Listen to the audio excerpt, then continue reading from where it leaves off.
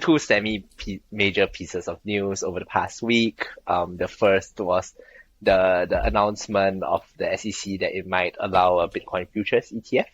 Right. And the second is, and more personally a bit more interesting to me because I like shares rather than crypto, is the Square announcing that they might look into creating a Bitcoin miner, right? And for the purposes of decentralization and then making it more accessible, because you nowadays to mine Bitcoin you essentially need a data center and a very cheap power source that rules out 80% of the population, so 99% of the population actually. So is there real decentralization? That's an ongoing discussion, right?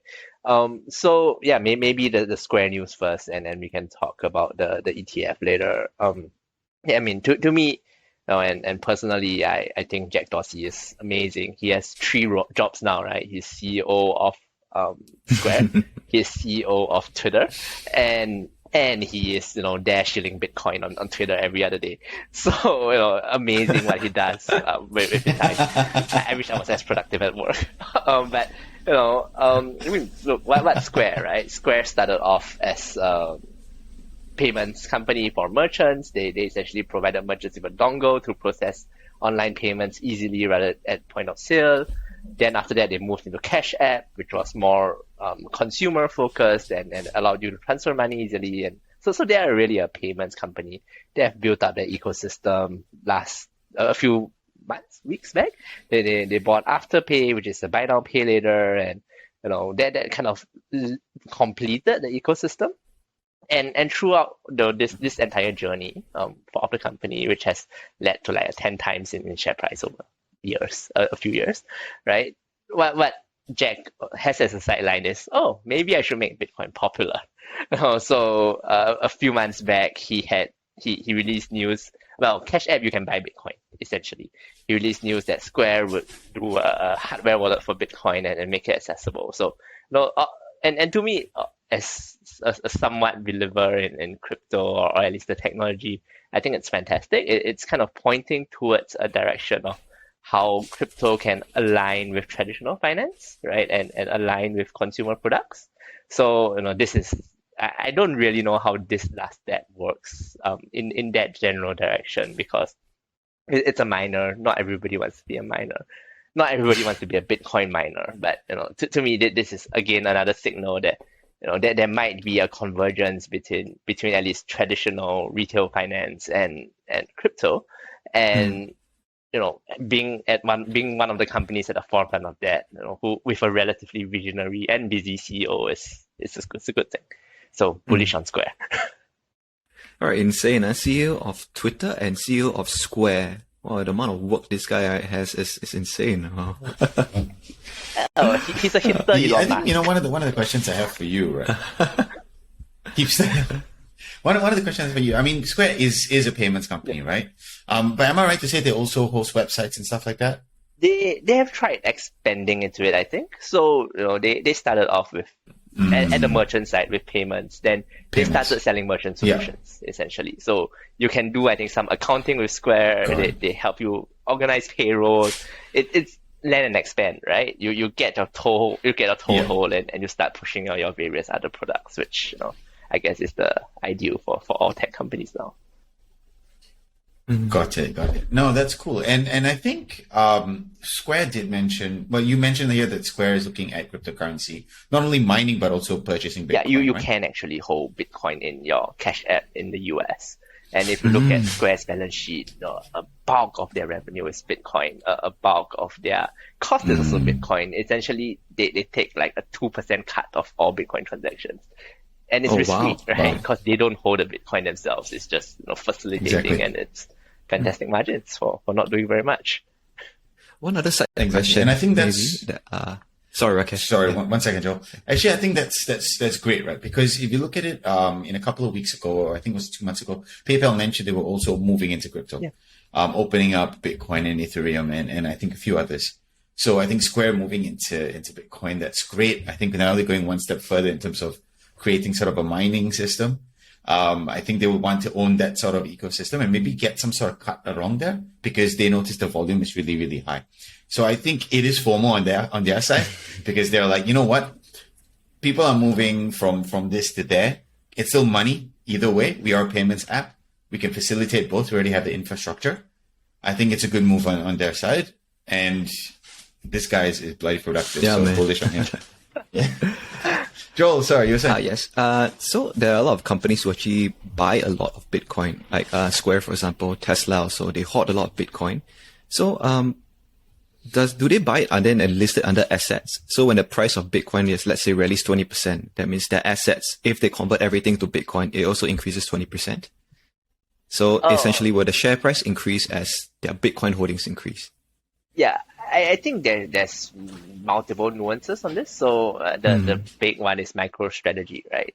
They are essentially now a Bitcoin holding company with a software sales as a cherry on top. What they do is they hold Bitcoin as assets themselves. They call it their treasury as cash equivalents, but essentially they own it. So their book value goes up and down depending on the price of Bitcoin. The price, what Square does is slightly different. So if you look at their financials, it's actually on their income statement, right? It's revenues. So the amount of Bitcoin that they pass to the end user is considered revenues, and the amount that they have spent on buying the Bitcoin is cost of goods sold, essentially. So they don't own the Bitcoin on their balance sheet. It's all held with the end user. All they do is so they have, I think, billions in Bitcoin revenue, but it's all just passing it on, right? I see. Nothing. You need to take it out when you look at their revenues because it just twists the whole thing. And sorry, I only know this because I actually looked at it. I was like, wow, they make a lot of money from Bitcoin, but they also spend. Yeah, that's very interesting. They spend about the same, so it's just something that they take a cut off and move on. Yeah. It's not a directional bet on holding it as an asset, at least for the company itself. Yeah. And the money that they get obviously is US dollars, right? Yeah. And it's not actual Bitcoin or anything. But yeah. Fantastic. Awesome, that's interesting. Why don't we discuss a little bit about the Bitcoin US ETF? Yes. Maybe I can share a bit first. Yeah, you can take this. I think I talked enough about Bitcoin for today. Okay, so Bitcoin ETF. I mean, for those of you who are holding Bitcoin or invested in Bitcoin would have known that Bitcoin price have actually rallied over the 60,000 mark. I think it's now at 62,000 already. Very, very close to its all-time high. And one of the major reasons is because the SEC, the US SEC, is set to allow the very first American Bitcoin futures ETF to begin trading this week. And this opens a new path for investors to gain exposure to crypto. All right. And also, if I'm not wrong, today, 19th of October, ProShares is actually launching the very first Bitcoin futures already under the ticker BITO, BITO. All right. So it's very interesting to see how this will play out. So before I go deeper, also, I'd like to also deep dive and explain what exactly is a Bitcoin ETF for those who don't understand what's a Bitcoin ETF. So ETFs, as you guys know, it allows investors to diversify their investments without actually owning the asset themselves. So let's say for this Bitcoin ETF, it mimics the price of Bitcoin without actually going through the complicated process of trading Bitcoin. And also, if you buy this ETF, right, you will not have to worry about the storage and the security procedure required of crypto investors. So currently, the process of owning Bitcoin, right, is you have to open a account with a brokerage, let's say like Gemini or Coinbase or Binance.sg. You got to deposit the money in, you buy the asset, and then transfer the asset out to a hot or cold wallet, just in case we want security. With a Bitcoin ETF, you can just buy the ETF and then you don't have to worry about the other steps. It's fairly straightforward. So the other question is, why not just buy Bitcoin, and why is this Bitcoin ETF so valuable? Why are a lot of fund managers actually applying to, get their own US Bitcoin ETF? So I also like to name it down to 3 reasons. So the first one, it's easy and convenient for investors. So like I mentioned just now, investors don't have to bother with security procedures with holding Bitcoin. They can just buy the ETF itself. The second reason is there are more trading options. So ETF being an investment vehicle, right? It allows investors to short the ETF if they think that the price is going to dump. Right? This cannot be done in the current traditional crypto market. And currently, if you want to short crypto, you have to go through other means like opening a margin account or trade crypto derivatives. Now, it's also a extra step if you want to short crypto. And the last one is accessibility to the masses. So I also feel that in general, ETFs are much better understood across the investment world rather than cryptocurrencies. So an investor looking to get involved into crypto could just focus on trading a vehicle they're already used to, like an ETF, instead of having to learn the ins and outs of how to trade crypto, the whole world itself. So whoever has the first Bitcoin ETF will have the first mover advantage and will be able to capture majority of the market share with virtually no competition. I think this is one of the reasons why, so many fund managers actually applying to have a Bitcoin ETF. So I think it's going to be a very interesting ride from now on. I mean, now the first Bitcoin ETF is out, right? And we can only see, does it really work? Will the price of Bitcoin keep rising to the 100,000 mark like many people predicted? Or will it, be a short-term pump before dump? You guys get any thoughts on this? Anthony, go first. Okay, sure. I think this is just me being nitpicky, but one thing that this is a Bitcoin futures ETF, right? So it's a derivative of Bitcoin. The ETF doesn't own Bitcoin. They just buy futures on what the price of Bitcoin could be. So it's essentially betting on price action. They never own the ETF, and therefore you as part owner of the fund never owns any Bitcoin, right? And I mean, look, 4 years ago, I think this would have been fantastic. Now there's Coinbase. If we are willing to be on a centralized exchange, it's not difficult to own Bitcoin anymore. It's difficult to own a lot of altcoins. Yes. UI UX are terrible for crypto exchanges. Yes, but IBKR isn't that much easier to use to buy. So I mean, I'm not really sold by the accessibility argument. I think that this maybe came a bit too late in the day. What I think it will be useful for is funds where they want to have some crypto exposure, but because of their mandates, they cannot buy crypto directly, right? This ETF gives them a way around it. So to me, this might be something that's more geared towards the institutions and the professional investors than actually, individuals like you and I, because honestly, you just use Gemini, the SyncPass enabled, you get it set up in 5 minutes. Right? Yeah. There's no issue. It's a lot faster than actually going to buy a futures ETF. So, I mean, I'm not sold by accessibility. I don't know how, but all demand is great, right? If you are a holder of Bitcoin, which I am not.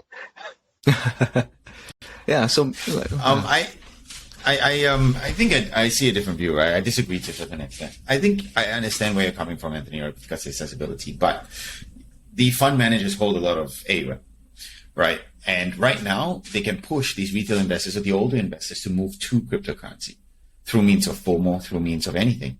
They may not, I mean, I hope they're informing them that it's futures. So volatility is really, really high, or at least volatility will go up and down like crazy.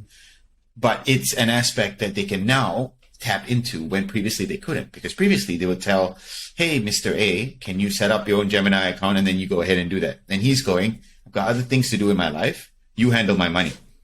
So I think this creates accessibility for the fund managers to then move towards the crypto space. Yeah, definitely. But I'm just not sure that how big the impact will be. To me, this is a bit late in the game. See.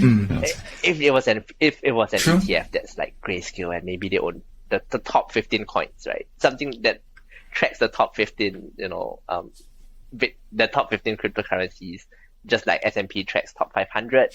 Fantastic, love it. Yeah. I would be beating the door to buy it, right? But not something for Bitcoin where it's really a lot. It's really quite easy to access now. Yeah. Question, right? The SEC, have they legitimized Bitcoin as a fund or as a investment vehicle before this? Do we know? I'm not actually quite sure. No, they hadn't. Yeah. So I think there are Canadian Bitcoin ETFs already in place, right? But the SEC never got comfortable enough to approve any ETFs. And I think I seem to recall reading somewhere that they actually don't want to approve a Bitcoin ETF. The only reason why they are happy to approve a futures ETF is because all futures are traded through I think CMOE, the Chicago Mercantile mercantile exchange, and that is a jurisdiction that SEC has jurisdiction over. So because they have control, they have regulatory control, they have oversight, they're happy to let the futures ETF take place, but they don't have control over the actual trading of Bitcoin or any of the exchanges because they are not really regulated. So they're just going, nope, no actual Bitcoin ETF where the ETF owns the Bitcoins at this stage. So let's maybe one more question, right? For this Bitcoin futures ETF, so basically, let's say ProShares, they launched this first ETF, so they don't actually own any Bitcoin when they launch the futures ETF. They own Bitcoin futures. Oh, okay. So they own Bitcoin futures, and they are the ones that. Okay. So that's what pushes the price of Bitcoin. Let's say if a lot of people buys the ETF, they'll push the price of Bitcoin up. Am I right? Because someone has to own the Bitcoin. Yeah. So I think, and I haven't actually thought this all the way through because I wasn't very interested. My gut feeling is that the ETF will buy Bitcoin futures. So and the future is essentially a derivative contract, right? So it's just a bet on it being a certain price at a future point in time. So they'll buy the Bitcoin future. Somebody somewhere, I think that there will probably be a market maker underneath where we'll have to hedge that liability of the futures contract. And that person will have to buy and sell Bitcoins to kind of manage their exposure. So that's probably where the demand for Bitcoins will come in. It's not really at the ETF stage. It's a bit further behind the curtain where they try to make sure that they don't have any real exposure and just make that 1% cut of transactions. Interesting. But yeah, there's something to think about. That I don't know how Bitcoin futures actually work, unlike actual commodities. Yeah, good to know. But yeah. It's good to note that actually that just because the future is being that somebody has to hedge because somebody's gonna have to own that. Yeah. Otherwise, it's too much speculation, too much volatility. And I need to read further as well. So I think good news here, Joel. But yeah, let's look into how SEC is actually trying to operate through all of this. So, and agree with that.